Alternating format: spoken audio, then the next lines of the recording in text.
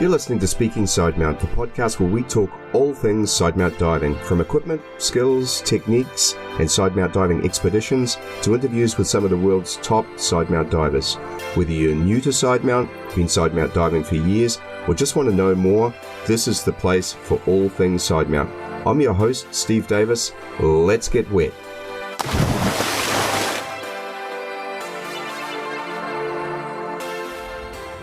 Hey, welcome back to Speaking Sidemount. I'm Steve Davis.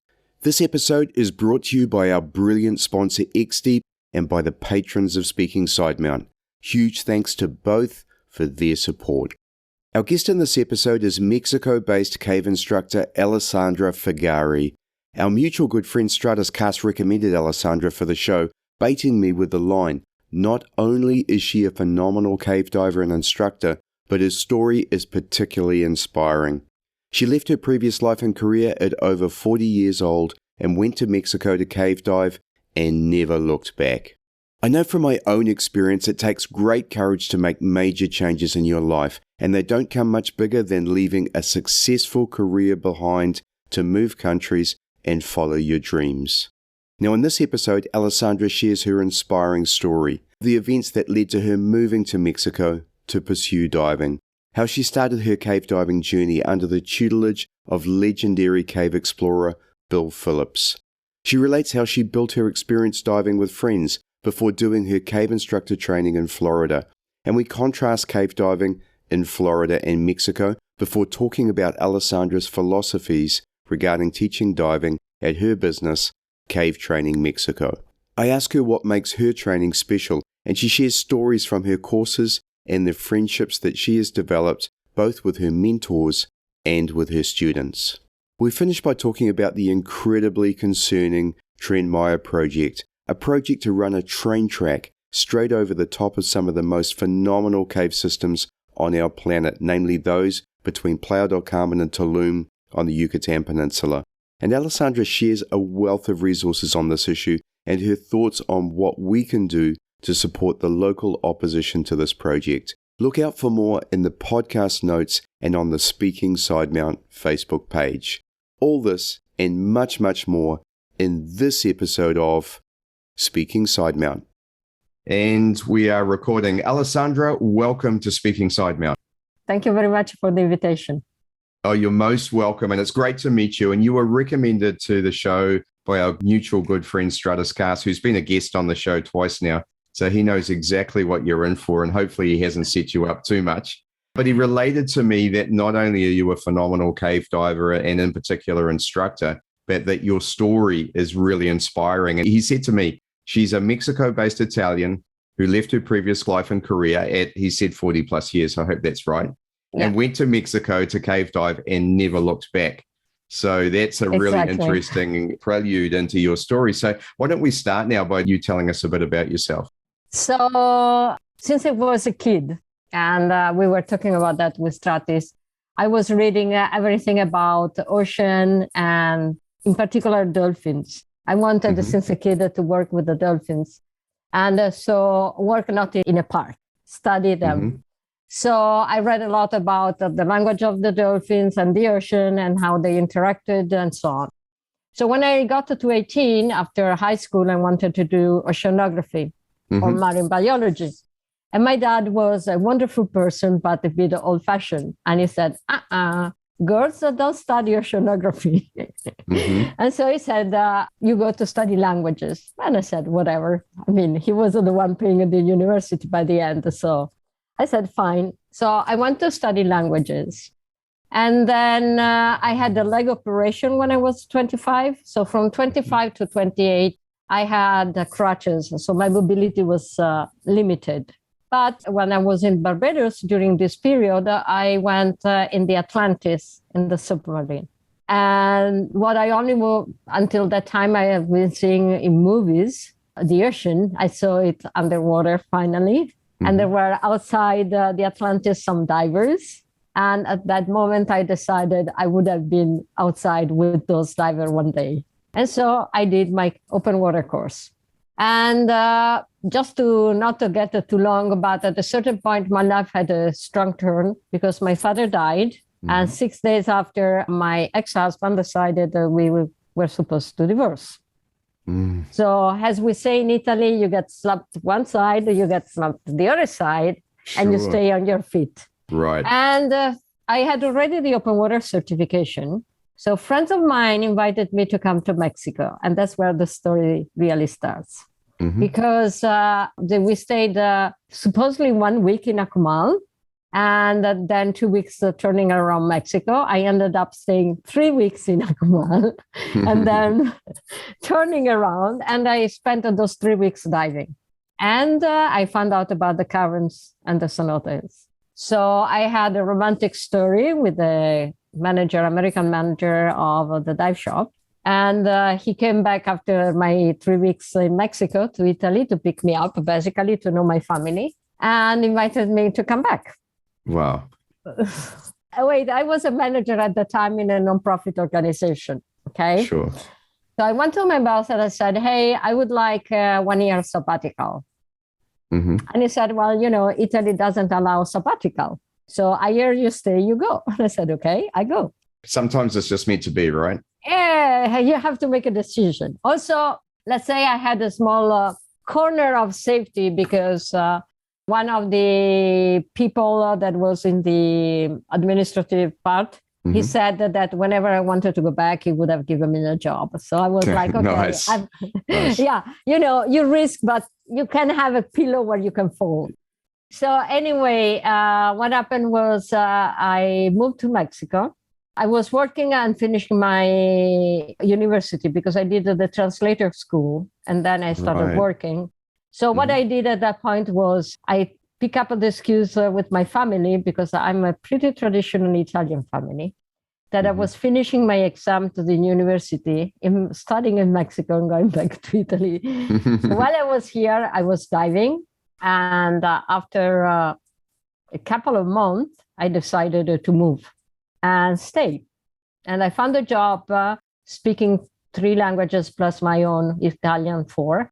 I found a job in a dive shop. Yeah. And there I started diving more and more and building up all my courses and training, then become an open water instructor, dive master open water instructor. And at that point, I saw a picture of a cave. Now, that was when I was, only a dive master. I saw a picture of a cave. And I said, okay, now I wanted to go there. And they told me it's a cave, you can't. I said, no, well, what I needed to do? And they said, the cave course. Okay. So small window open, I was afraid of dark at the time. Doesn't really go with cave diving, does it? Exactly. And the reason was because when I was like a kid, I didn't eat very well. So my babysitter, that was a German girl, very strict, was putting me in a dark canteen of the old house as a punishment. And so I had a problem with the dark, obviously. Sure. So I said, okay, I wanted to go in the caves, and the caves are dark. So I went back to Italy on a vacation, found a dry cave speleologist who was doing vivation. Vivation is a type of, I don't know if you know what it is, but it's basically they work on past trauma, making you live them again through your emotions. And so we did like 2 weeks together working on that. After the classes together, it took me on an old house canteen with different rooms, no light. And I had to go around in all the rooms and see how I was reacting. And then it took me, after that, when I passed, on a dry cave on top of Lago di Como. And we spent 2 hours going inside the dry cave with no light. I had only a small light in my pocket if I really was in panic. We went to the point he wanted. We seated in this area on rocks. We stayed there in silence half an hour. There was only a mosquito going around between us. And then we went back up, no lights. And after he said, you're ready to go in a cave. How did your experience change from the beginning of that course to the end of it? Because clearly it was trying to desensitize you to the experience of being in darkness. How did you feel at the end versus the beginning? So at the beginning, if you were asking me to get into anything that was dark, I would have been sweating, walking against the wall to go there. What it managed me to do was, number one, to realize that the noises that looks very big were only because I was a kid. Mm-hmm. And that it was nothing to be worried when I was a grown-up person. And the great thing was, he always said, any human being going from light to dark will have a minimum feeling of difference because it's normal. But darkness is not anything different from light. It's your eyes who has to just get used to it.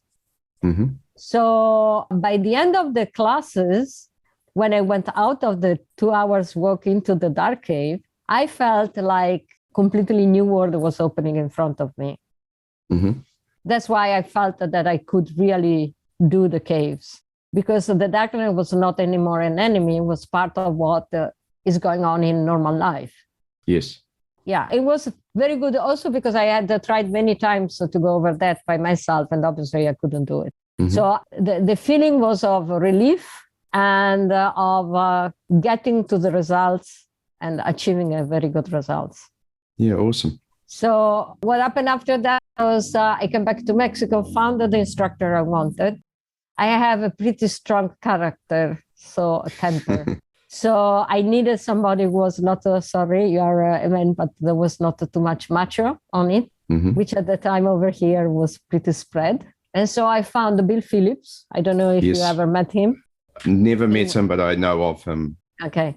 So he was my cave instructor, and he was one of my best friends over here mm-hmm. in Mexico. And so when I talked to him, he accepted me. He didn't know I was a dive master only at the time. So I went to Chemuil, where at the time he was living, to start my first day. And he said, "Oh, but you are only a dive master." I said, "Yes. I never took a dive master for a cave course." I said, "Well, there is always the first time, man." I said, advanced open water diver can take a cave course. I'm even hired.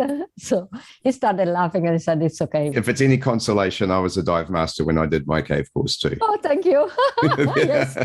It's a consolation. But it was so funny because he was so surprised. Like, yes, a dive master can do that? I'm like, yeah. Maybe you broke the seal, because I did mine in 2013, so I'm sure you did yours well before mine. So maybe you were the trailblazer for dive masters all around the world, eh? So it was really funny. And then it started my love for the caves. Bill took me on my last dive of the cave course in the cave that I told him was the one I wanted to see. And that was the reason of my cave course. So he gave me the gift of taking me there on the last day of my cave course. And you will laugh. I feel so comfortable when it's dark. It's like I've never been afraid of dark. Yeah, there's a really interesting principle there, I think, which is basically taking a weakness and turning it into a strength. Yeah. So most of us want to focus on our strengths all the time, and there's some value in that as well. But by focusing on your weakness and just working on it and working on it and working on it, now it's a strength. And that's a really important tip for anyone who's looking to improve in any way and in any field for that matter. Yeah. One time I had a student, she was strongly dyslexic. Mm-hmm. And also dividing only 3,000. And I'm a bit dyslexic, so I know how to teach to people with learning issues. So for her, dividing 3,000 by 3 or 2,700 by 3 mm-hmm. was like the hugest thing. So I was like, why don't you just divide 30 or 29 or 27? And then you put it to 0. Nobody needs to know it. Sure.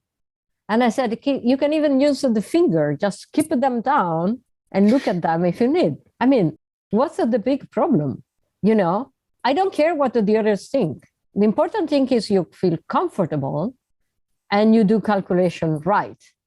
Yes. Because I had many people who are like, oh, I'm very good in mathematics, and then they do by heart and they do wrong. Mm-hmm. So it doesn't matter to me. The important is the result is correct. How you get to these results should be easy for you. That's it. So she managed to get the cave diving certification just because I made her relax and understand that there was no judgment on how she was doing it. Very good. And there are some complex aspects to it, aren't there? As you say, even for people who are good at math, sometimes calculating thirds and recalculating and dissimilar cylinder volumes, all those sort of things are a real pain in the butt, and they can be difficult to overcome for people. I love the way that you simplified that and made it easier to comprehend. Yeah. Well, she wanted to drop off only because she felt that she was not adequate to calculate. Mm-hmm. And she was a great diver. And I'm like, no, don't drop off for that. We find a solution. Yeah, good. Excellent. This is a cave. Yes, I see it. It is beautiful. Beautiful. Which cave is that? This one is Chakmool. It's at the cavern side. Yeah. Have you been diving here? Oh, yes. I did my cave course in Mexico. So I did a lot of dives in Ponderosa. I think I did Chakmool as well. Gee, it was so long ago now, I'm forgetting the names. I'm coming back in November, so I'll be able to refresh myself. I hope if you come, we can have a dive together. Well, we'll certainly make sure that we meet for sure and have a dinner or wine. I'm going to do some training with Patrick. I've set myself some pretty challenging tasks. I've got 2 courses and then some guided diving with them. But if we can, we'll do it. We'll make it happen. And if not, we'll definitely meet. Okay. No worries.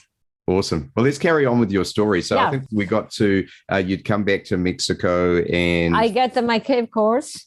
Yes. And then I started working as a dive master and a cavern guide, because in order to guide in the cavern, you needed to be a cave diver. Mm-hmm. And probably for a year or so, I never dove. I was diving in the caves with buddies, with friends, but never took customers. Until a friend of mine had a customer and he said, "Why don't you take him?" I said, okay. It was more than a year that I was cave diving with friends. I was a good dive master. I said, I do it. I think at the time, maybe I was already even an instructor, because I did my instructor within a year. And first dive, excellent. Second dive, I was thinking, if something happened to me or I feel I can die, where I can hook myself. And I was like, this is not okay. I never had this feeling. So I went to my friend after the second day, to my mentor at the time, Bil, and I don't know if you ever met Matt from Protec. Matt? I don't think so. Okay. Yeah. So Matt was one of the owners of Protec in the past. And he was one of my best friends too and mentor. And so I went to him and I said, Matt, something is wrong. I never had the feeling of dying in a cave, but every time I take this guy on the second dive, I feel and I look around thinking where I'm going to put my bones. And I said, this is no good. And he said, yeah, this is no good because you're probably stressed. It's a big effort you're doing on yourself. I said, okay, what do you suggest? He said, just don't do it. Wait a couple of more months of cave diving, and there will be the day where you go in. And so I went back to my friend and I said, hey, I'm not going to guide your customer because this is what is happening. So I dropped off from guiding in the cave and I started again just cave diving with friends.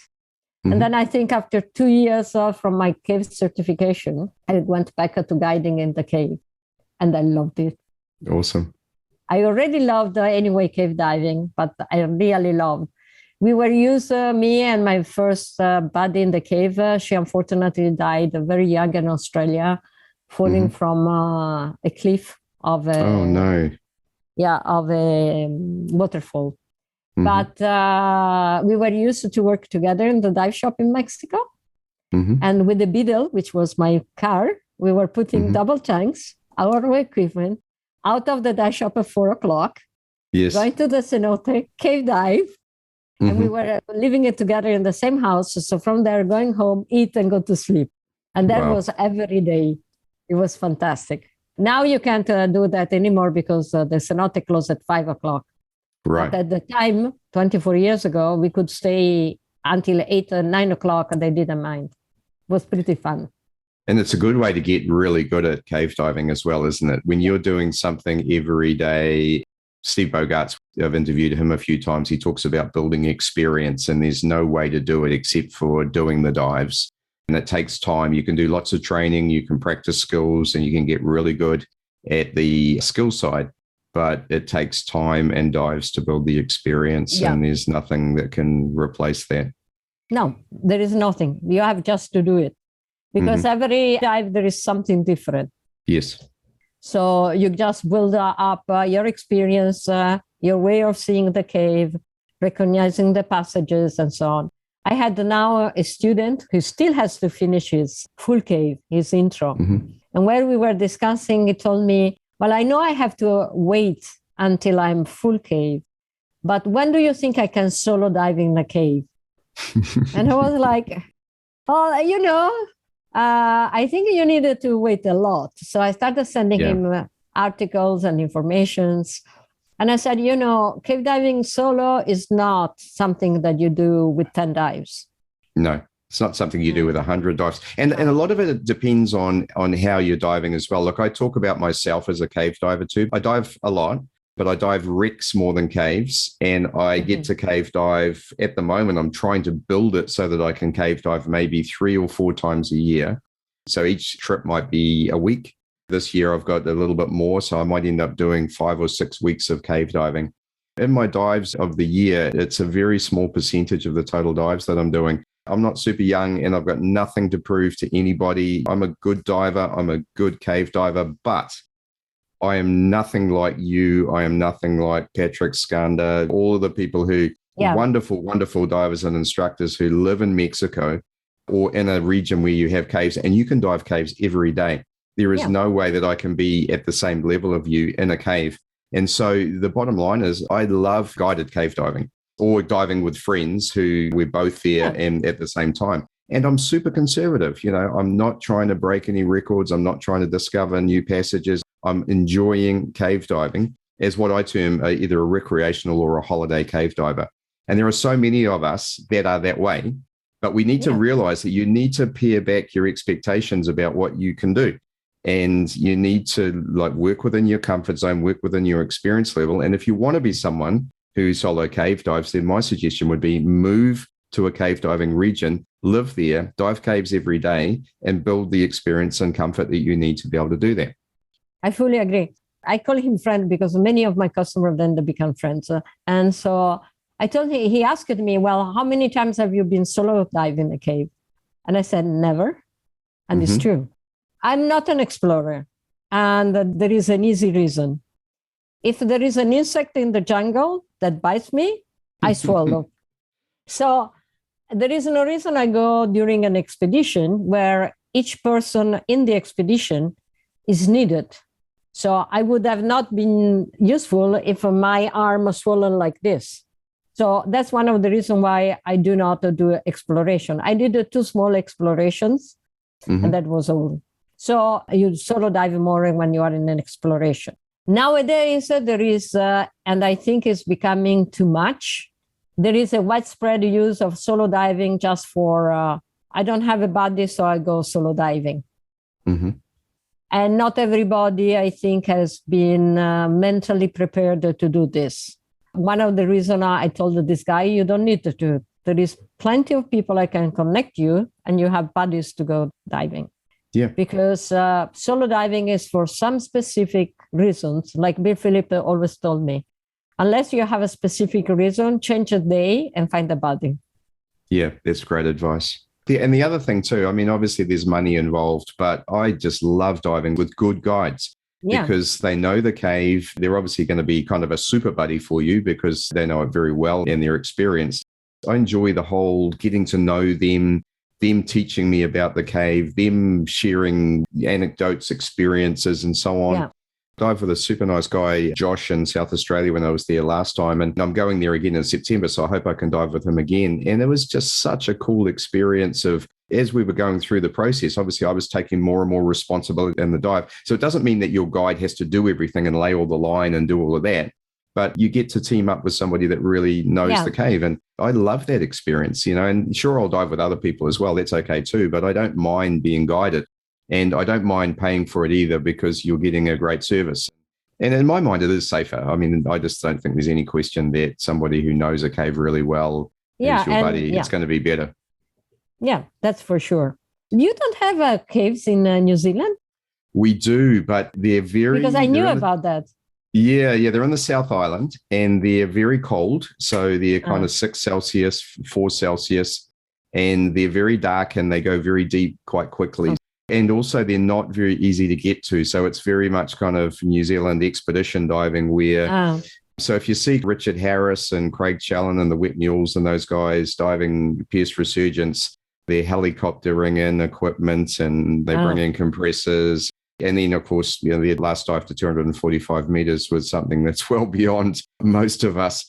So there are some other options and there is quite a bit of exploration going on down there, but there's no car park, platform, not a beautiful cave. And that's my kind of diving. So to be honest, Mount Gambier in South Australia is almost as close to us as the South Island, only a little bit further away. It's back to what I said before, even Tank Cave, you drive up in the car park, there's a little building you can change in, you go through a hole in the ground and a little bit of a dry cave and you're in the water. And the water's warmer. It's not super warm, but it's 15 Celsius, which is a lot better than 6. So, and they don't go so deep either, which is the other issue with some of New Zealand's caves is they go down to serious decompression dives. So yeah, there is, and I will dive them at some point, I'm sure. But at this point, it's just so much easier to do my holiday cave diving in Australia. That makes sense. Sorry for the question. No, I love it. And then planning trips to Mexico and to Sardinia and to Florida or other places where we can dive caves that are a bit more accessible and warmer. Warmer. That's for sure. Okay, that's how I became a cave diver. Amazing. So how did you go then from cave diver? You were a guide through part of this, but then how did you become an instructor and move on from there? So as I said, I was a manager in Italy. And so I wanted to become somebody in my new career, even if I started that I was 40. So when I became an instructor, an open water instructor, I already knew I wanted to become a trainer. I came out of the IDC and there were my 2 course directors. And I look at them and I said, okay, I will be like you. That's my next step. And they said, you just become an instructor. I said, yeah, but I will work from now on for the next step. And that's exactly what I did. In 4 years, I was able to do my course director level. I've been working hard because I loved so much of the caves and I wanted to teach. I said, okay, let's look on what is the next step over there. And so I started doing all the training to become a cave instructor, which was 2 years long. Because at the time, it was not as easy, unfortunately, as it's becoming now. Sure. And we were requested to have at least 500 dives in the cave before beginning. And we had to teach a certain amount of courses. And I was assisting for each level, at least 1 month and a half, with at least 10 or more courses in between. Yes. And plus I needed to teach 5 courses for each level. So it took time. Were you working with Bil Phillips for this as well? No, for that, I was working with Scott and Matt in Protec, that were the 2 owners at the time. And then I left Mexico when I was almost finishing my intro to cave and went to Florida and did my final part of intro and full cave instructor in Florida. And that was one of my best time. I stayed there like for both levels, a month and a half, diving every day the Florida caves. My trainer at the time was John and Shelley Orlovsky. They were the one making me become a cave instructor. They were adorable. I remember one day there was a student and John showed up and said, well, you know, the student is sick.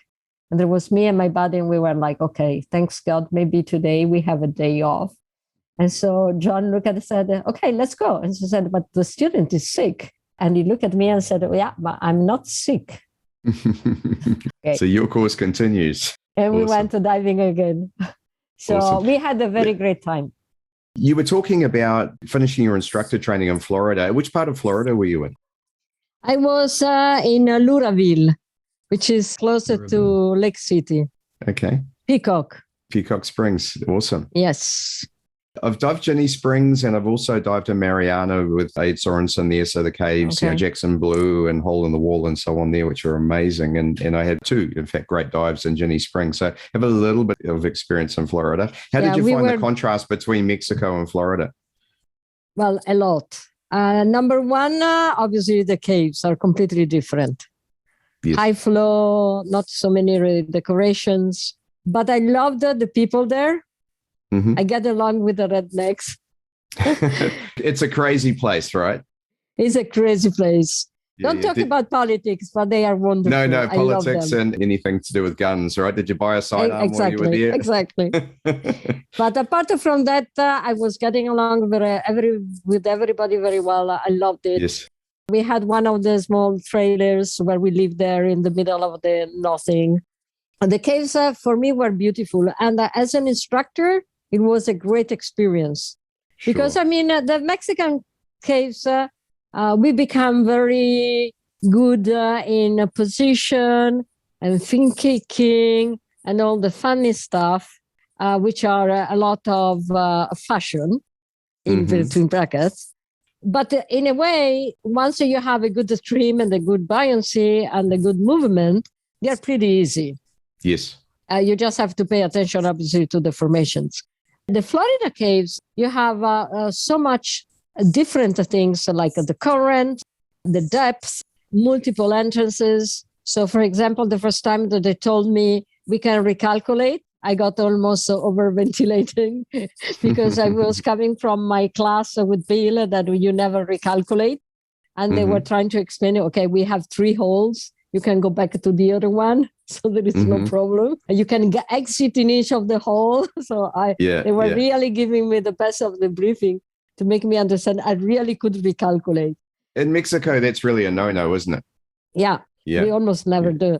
So I remember I was in Peacock 1, and we had to recalculate. I was exiting. There was the current pushing us out, and I was also fin kicking because I was so scared not to have enough air. In the end, everybody was laughing, like, you were a bit scared, huh? And I was like, I don't like recalculating. I have to get used to it. Yes. So, yeah. Good time to move to rebreathers, huh? Yeah. So it's a completely different way of diving in the caves in Florida, which I think as an instructor was a great experience. Yes. So I did Little River, Telford, Peacock, Orange Grove, Peacock 3. I did Eagle Nest, Madison. Nice. Yeah. And were you diving back mount or side mount then? At the time, back mount. Yeah. The other thing that you face going from Mexico to Florida when you're side mount is that there's a Florida side mount configuration as well, which is a little different, not massively different, but a little different. They dive steel cylinders versus aluminum. Often the valves are around the other way. They might have their SPGs sticking up. They may have different ways of attaching their cylinders as well. So it is, I guess, something to consider going between the two places. Yeah. And my first side mount class, you will laugh, was with Bil. Bil at the time was using an adapted BCD. Yes. Of the ocean. I was using a Transpac. Yes. And that was our side mount gear because that was it. And we had, obviously, like every explorer, we were using 2 short hoses. There was no way we were using the long hose. Then after that, I did again, let's say refresh, but was a complete course with Paul Heinert many years after. And then after I became a side mount instructor later on during the run. Well, you've collected some great names in your instructors, people you've learned from with Bil Phillips and Paul Heinert there. Yeah. And the good thing is that they are all friends also. Yes. So I know when I say that, the people like, oh, but for me, Paul is also a friend. It's not only the big famous Paul. And I love this of him. Awesome. Yeah. So let's carry on a bit. You spent some time in Florida. How long did you stay there and what happened after that? I went there twice for a month and a half. And then at the end of the cave instructor course, I did, because in Florida at the time, if you were a cave instructor, you also had to do the cave rescue class. Yes. So we did the cave rescue class with Lamar, which was a pretty big experience, believe me. Yeah, I can imagine. Tell me a bit about that. So it was super interesting and super well done. I remember that he was saying that obviously in real life, not everybody has to be in the water looking for the body because everybody has a different feeling about this. But in the class, we had all to look for the body. Mm-hmm. And I remember that I was with my buddy who became an instructor with me. That was a Spanish guy, Victor Cordoba. And we entered the cave and I was number one because it was my turn to be number one. And this guy who was the dead body was in a small opening on the side. Mm-hmm. And when we arrived, obviously you could see our lights. He removed the regulator and opened his eyes wide. That for half a second, I thought, oh my God, he's really dead. Oh no. Well, there's the experience for you, right? What a great job. And I was like, and then I look at it, he started laughing. I'm like, motherfucker. But it was very, very useful because it gave us the feeling of what we would have been looking at in a real situation. Sure. So for half a second, it was like making you realize. Shit got real. Yeah. And so after that, you have all the part of taking notes of the equipment, the air, how the position of the body is, and you have to take notes of all these things. And then you have to put basically the person in bags and bring him out. It was a super good class and super good course, which I think the idea that you get after that is, number one, that you do not want it to be one of the victims. Mm-hmm. So you become a lot more aware of what you needed to do correctly to avoid being one of the victims. Sure. That in itself is a good experience. A little bit like, I guess, even let's take it way back to recreational diving and the rescue diver course. I mean, I think that's one of the biggest things that people take out of a rescue diver course is a little bit of self-rescue and a little bit of awareness around what can go wrong and how important it is that you get it right. I can only imagine. I spoke at length to Ed Sorensen about a lot of the recoveries that he's done and the rescues that he's done, which are very, very rare. You know, normally it's a recovery, not a rescue. And yet I think he's done 3 or 4 rescues now. So crazy. But he talked at length about what a difficult task it is. And not everyone's cut out for it. That's for sure.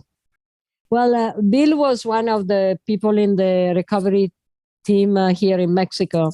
So when I came back and I was an instructor, sometimes he was calling me to help working with him if he had a big number of people. And so I was helping him teaching.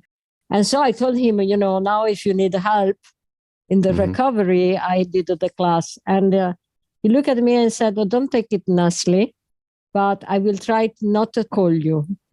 Not because you are not good, but because once you find the body, a dead body in the cave, your vision of the cave will change.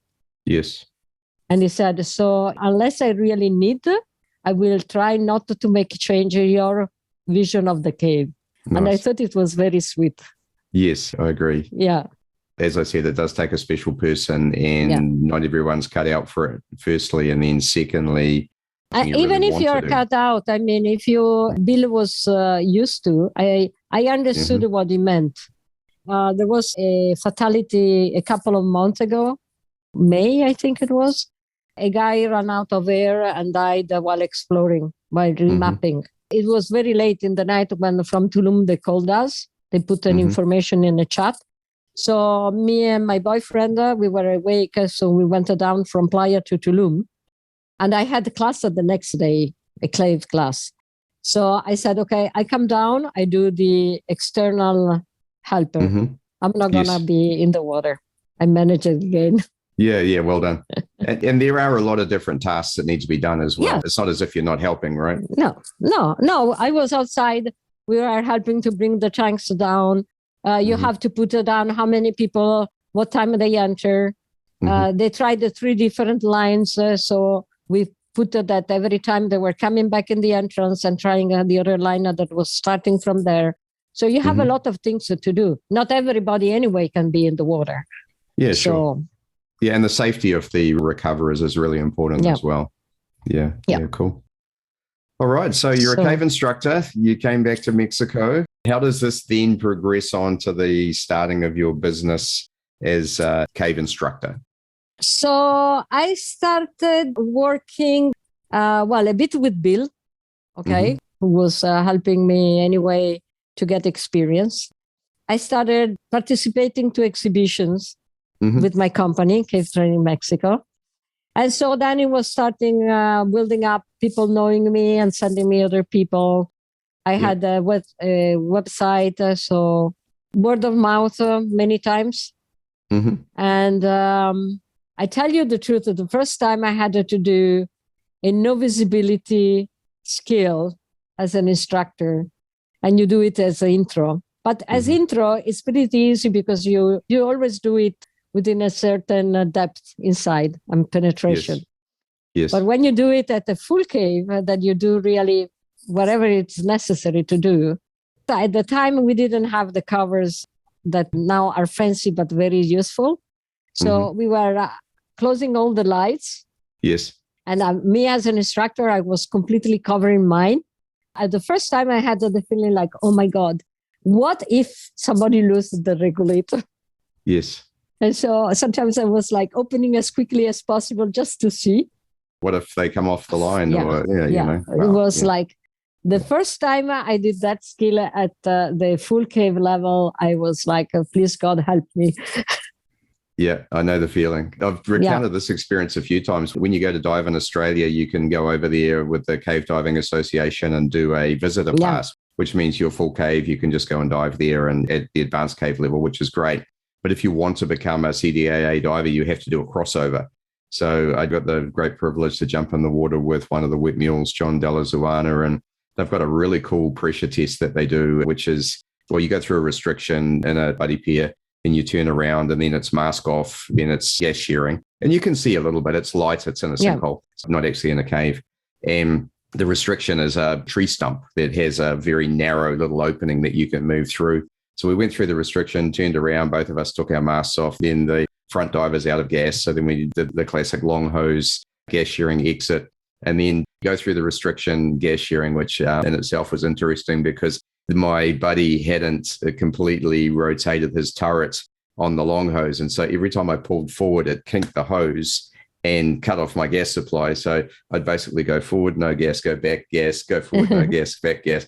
I actually reached back and we managed to figure that one out. And so we fixed that and went through. And then just as you get on the other side, they have a double out of gas. So both divers are now out of gas. And so you're basically buddy breathing like the old days. I don't know when you did your open water course, but in the... I did my open water with buddy breathing, yeah. Yeah, exactly. In the early 80s, I did mine in 1981. That's how you did it. There was no Octi or long hose or anything like that. It was buddy breathing. So I hadn't done it since then. And it was so much fun. You had a little technique for how to achieve it. And it was a bit easier than I thought it would be, actually. But it was a really awesome test, I thought. And obviously, there's no reality in that particular scenario. But what they were trying to do was stress us and see how you respond to stress. Yeah. If you're going to freak out and you can't do the exercise, then you don't get to crossover. So I thought it was kind of cool and really enjoyed the experience of doing that. Well, it's very important. It's like when I teach at the cave course, in the full cave, I make everybody try to get out the sharing from the deepest point in the cave at least once. Yeah. Because if this happens, you have to be able to breathe correctly if you want to get out alive. Sure. And so I tell them, it's not written that you have to do mandatory in the standards, but that's the only way you have to be sure that you can breathe correctly and go out with 1/3 of air. Especially if you're doing thirds, right? Yeah, you've just got enough.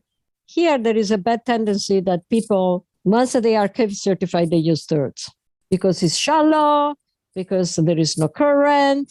And so I said, that's fine. I'm not saying you shouldn't, but you have to be aware that you are at the deepest point and you have to exit. Mm-hmm. And so you have two people. Learn to breathe correctly or don't do it. Exactly. That's the other reason when you're calculating your thirds to round down on the conservative side, Yeah. So round down to the multiple of 3, don't round up or try and do it exactly, because any extra gas you can have is going to be handy, right? Yeah.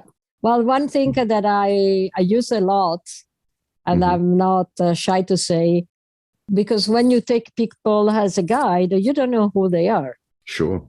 At the beginning, maybe then they come back, they are your customer forever. But the first time when they are here, I don't know how they breathe.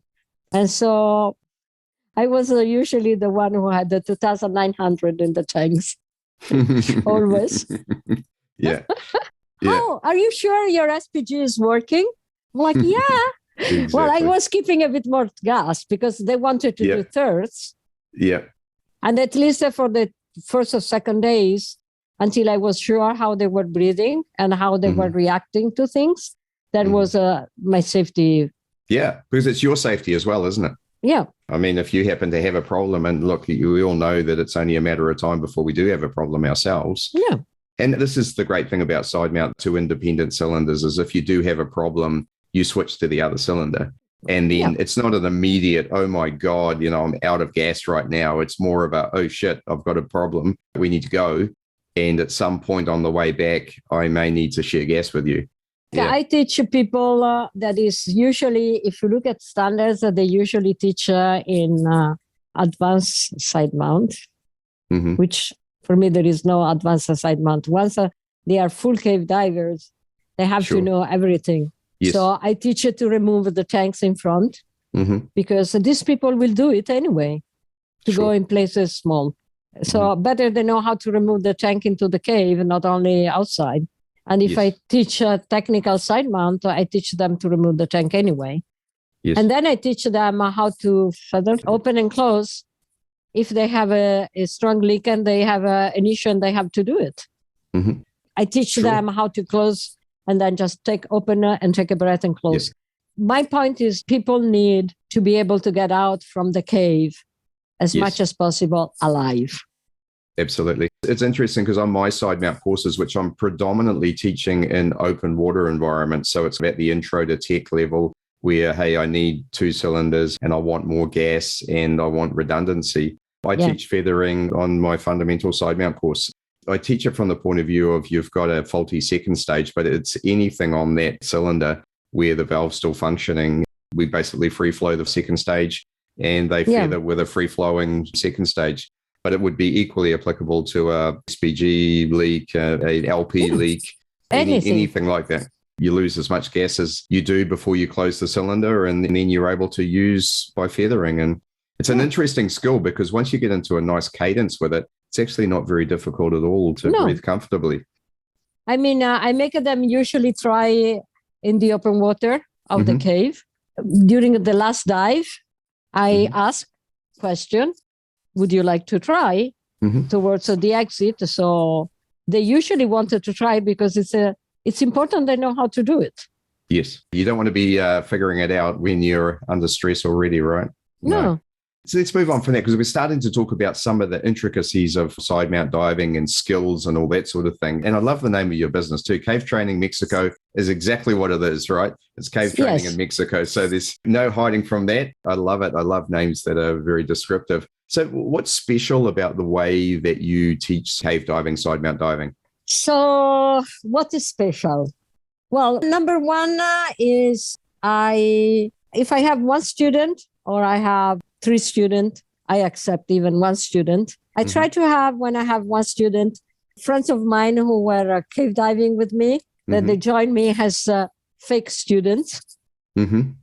So that they can give an help to the student and not having to buddy with me. Because buddying with me, it makes sometimes either very easy or very difficult. Yes, I have the same experience because let's look at gas sharing, for instance, which I find some students struggle with a little bit at first. When you're doing that with an instructor, it's so much easier when you've got someone super competent on the other side of the second stage.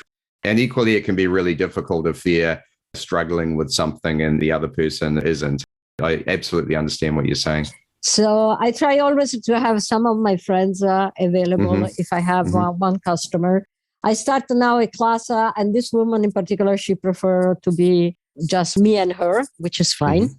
But in general, I have somebody joining just to be with the person and be another student. So this, I think, is something particular that not many people are doing. Every student needs a different, not only approach to how to learn, but approach on how to do the skills. I remember once, and I found her back in Facebook, and she wrote me. I was assisting during my cave instructor level, and this was this girl who was almost dropping off the class. So I asked the instructor I was assisting if I could talk to her and help her put in better the equipment, and I did. Because there is a lot of difference, for example, which I had to learn on my skin. You look pretty taller than me for sure. So, no, but there is a difference in how a tall person has to fit the equipment and the shorter person. So I helped her, and she finished the class. And believe me, like 2 years ago, she wrote me, she found me in Facebook, and she wrote me and she said, I'm the girl of your training as an instructor in Florida. I'm the reason why I never drop out of the class because of your help. And I'm still a cave diver. Awesome. So my strength and my way of teaching is, okay, this is the cave and this is you. How can I match you so that you enjoy? And I'm not easy in the classes. Some people say I'm too hard. My answer is the cave is harder than me if you die there. Yes. So I promised myself when I became a cave instructor that I would have stopped teaching cave diving if there would have been one of my students dying where I would have been lightly thinking that I could have been responsible for. Yes, I understand that. And crossing finger, never happened. Yeah, that is pretty valid. I'm very, very sure that if you lost a student after a course for any reason, it would be really challenging. And then, of course, if you were able to look back and say, gee, I wish I was tougher on this or that. So I'd rather be tough during the class. Yeah. I had this student, just to give you an idea on how I teach, from Korea. I've been teaching a few Korean students. And I told him, I don't know how many times entrance is very slow. And I explained why. Well, I went on day 1, day 2, day 3, was not entering. So we were doing the circuit. And during the circuit, again, he was going too fast. And also, he had on the long hose, the mouthpiece that has your teeth marks? Yes. The dental one. At the time, I always told them, put the orthodontal one on your short hose. Because if you have to share air, the other guy is going to have problems. So at the deepest point, I passed like 5 minutes from the deepest part, and I gave this guy the out of air. So he had to share with the guy that was going fast. So we entered so fast that I knew they didn't have enough air to share air on the way out. And so the guy had to keep the mouthpiece with the teeth of the other guy, who was a disaster. I made them do also a no visibility for 5-10 minutes. So they had to stop and share air with another guy because they would have been dying otherwise in the cave. They were a 3 team. Yeah. So when they came out, the guy who was going fast, they didn't want to change the mouthpiece, looked at me and said, in a reality, I would be dead. And I said, yeah, in a reality, you would be dead if you were a 2 team for sure. And so the next day he came in and he was finally swimming very slow. Perfect. Here you go. So I try to make people understand in the field what is happening. Yeah, because you're training for the real world. In cave diving, while people think it's an adventure sport and maybe an adrenaline sport, it's actually not. But it is a dangerous environment and things can go wrong very quickly. And when they do go wrong, they can go very wrong.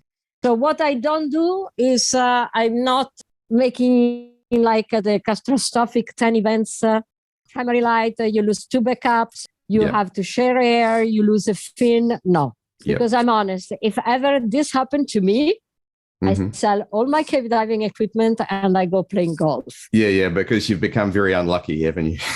Yeah, at that point, it's like, wait a second. Yeah. But I have also the famous cave diving mentality that if you have three things going wrong before you start the cave dive, I go out of the water. Sure. Totally. Very good. Look, I love all that. And our time is running a little bit short. And I want to get on to a subject that you're very passionate about. And I would say that I'm very concerned about. And that's what's going on in Mexico right now with Tren Maya, the project to run a train track just straight over the top of some of the most phenomenal cave systems on our planet, namely the ones that are in your backyard. So can you share just a little bit about the concerns that you and others have about this project? So the idea of the train, we are not, and nobody here is against the fact of the train. The train was supposed to go through the highway, but then because of the hotel not willing it to have it there, it was moved into the inside. So basically the Ejido of Dos Oco sold part of the land that they were inside in the jungle. And they are going to pass on top of plenty of caves like Fenomeno, Outbound, Nariz. So there will be plenty of caves that can be affected. And plenty of caves not yet explored. The bigger problem is they are thinking to put columns into the caves to hold up the train. And we're talking about limestone here, aren't we? Yeah, all the area is limestone. So if you only think that the highway collapsed already 3 times in 24 years I'm here. Yeah. Think about the train, how many times the risk of... I'm not riding that train. No, me neither. No. We are only unfortunately thinking that we will be called to pick up the bodies of the people in the train that will fall inside. Sure. I know there's a lot of talk about this only being of interest to cave divers in the monetary side of it in terms of cave diving, but that's not really the case at all, is it? I mean, the Mexican caves form the aquifer, which is the water supply for the region as well. Yes. So there is the problem of obviously business, but the main problem is that there is no external river. All the river are inside into the land and in the caves. So that's our fresh water, which is going to be polluted also. Sure. So the main problem is because it has been declared as a national security project, it's very hard to stop it. Yeah. So is this project a fait accompli now? It can't be stopped, or is there still some capacity to prevent it? There is a big organization, Sálvame del Tren, which is has done a lot of legal action, and it has been until now stopped. But we don't know now because the president has declared it, as I said, as a national security project. The worst of it is everybody says, make a study. There is no study of the land. So they didn't do any study, but they started just cutting the jungle and putting down things without making any study. Yeah, I saw some of the photographs that were in an in-depth article in February this year, and I think you took those of just the swathes of jungle that have been cut down, and it's just a mess. And I guess that's just the beginning, right, of what we're looking at here. Yeah. So the big problem is going to be that all the water is going to be affected, and they already notice a decrease in the level of the cenotes, both in Yucatan and here, which means that the water reserve is already affected. Yeah, crazy. And so what can people do about it? I know in the article, and I might put a link into it. I'll see if you can give me some better links after we've finished, and I'll put these all up in the podcast notes. But I know in that article from In-Depth Magazine back in February had some points at the end of it. I think it pointed to an article that Nat Gibb had written as well. And there's a petition. What can we do? I mean, obviously, I don't live in Mexico, but I'm extremely concerned about it. And I don't know how much of a say I should have. But at the same time, I'm a cave diver and I appreciate what you have there. So what we are doing is there is a lot of articles that are coming out. Anybody who can bring out an article and talk about what is happening is helping. Yes. If you want and you can be interested, I can put you in contact with some people of Sálvame del Tren, which is this ambientalist organization I'm part of. And you can maybe do a blog about this in particular, which will help for sure. Any support of people making likes I will send you the links to the Facebook pages, will help. Twitter, we are using a lot of Twitter and making a lot of articles over there. Myself, I'm a foreigner here. So I cannot do some of the legal stuff because I'm not allowed to. But any article or any blog or any likes that we can receive, that will help a lot. Awesome. Well, that's great. I can put you in contact with the correct people. Pepe Urbino is doing a great job. He's not a cave instructor, but he's a diver and he's working a lot on that. Other people like Robbie Schmitz are doing a lot of work too. Awesome. Well, look, I have so enjoyed meeting and catching up with you and hearing your story. It's so motivational to hear someone who's gone through a life change at a relatively mature age and has made a success of that. I'm 61 now, so. There's so much to talk about actually for older divers, but we'll save that for another time. I hope I can catch you when I'm in Mexico, and so I'll drop a whole lot of emails out when I'm due to come in November, and we'll certainly try and catch up, and if we can dive, that would be amazing. Excellent. I would love to. Thank you very much for the time. Thank you, and we'll catch you soon. Thank you very much. Hey, thanks so much for listening. I hope you got a lot from this episode. I really enjoyed meeting Alessandra and learning more about her just amazing career switch to move to Mexico and pursue her dreams in cave diving. I was also really inspired to listen about the work that's going on behind the scenes to try and stop the Tren Maya project, and I really implore everyone to look through the resources on this project and do what you can to support the efforts to stop this train track. Thanks again to XDEEP for their continued support of Speaking Sidemount, which makes everything you've just listened to possible, and thanks also to the patrons of Speaking Sidemount for their support. It really means a lot. Thanks again, and I'll catch you in the next episode. You've been listening to Speaking Sidemount from www.sidemountpros.com. If you like the podcast, please subscribe and consider leaving us a 5-star review. If there's something you'd like us to cover on the show, then let us know via our Facebook page listed in the podcast notes. Thanks again, and we look forward to you joining us on our next episode of Speaking Sidemount.